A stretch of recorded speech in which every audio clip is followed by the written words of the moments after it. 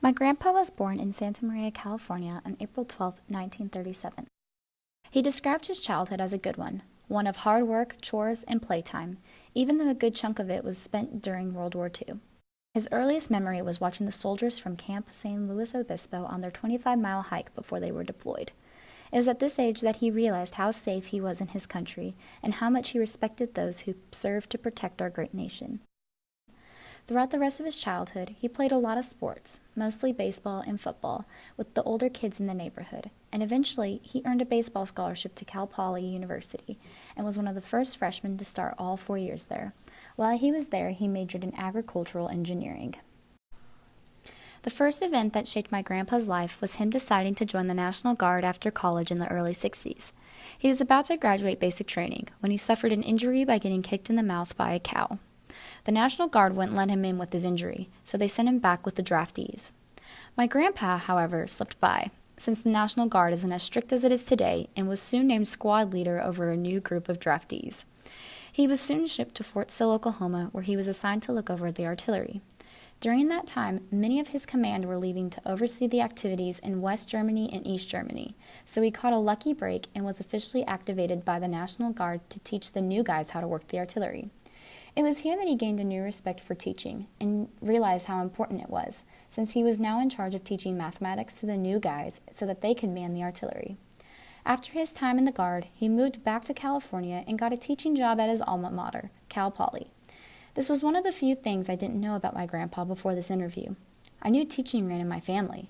His first wife, my grandma, was a first-grade teacher, so I assumed that I had got it from her.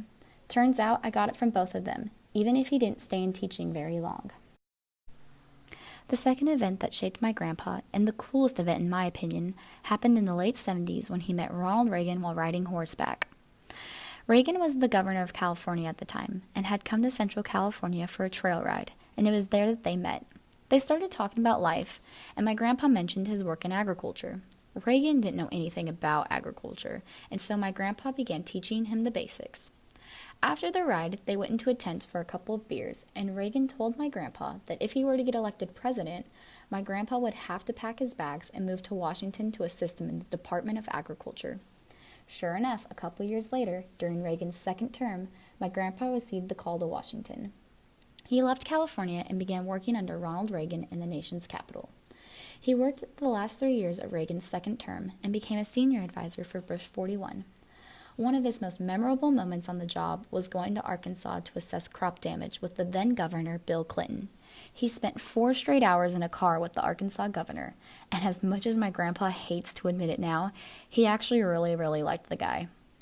When Clinton got elected president, however, he was, and I quote, fired by Hillary. I guess you can see where my family's politics lie with that one. My grandpa's political career really stands out to me because especially during the later years of the Cold War under Reagan, my grandpa had an inside scoop for it all. I'm a natural history buff, and knowing my grandpa was there for it really impresses me. My favorite is when he tells us about the politicians that he met in Washington, because you see them all the time on the news, and it's so cool to think, hey, that's the guy who my grandpa had a brandy with, or my grandpa played slow pitch with that guy. Not everyone has the chance to say that, so I think it's a really cool thing. My grandpa always tells me and my sister that it's important to know what's going on in the world, and he urges us to think about our own stances on issues, and every time I hit the polls to vote, I'm reminded of him. My grandpa continues to be one of my sources of inspiration and encouragement, and I feel closer to him knowing a little bit more about his story. Now he is happily retired, living in South Dakota with his second wife, LaVon, and they have a big house and host lots of parties and family events. I know that he won't be around forever, but I can at least share what I learned from him through my academics, my athletics, and especially in my future teaching career, so that everyone can live with a little bit of my grandpa in their hearts.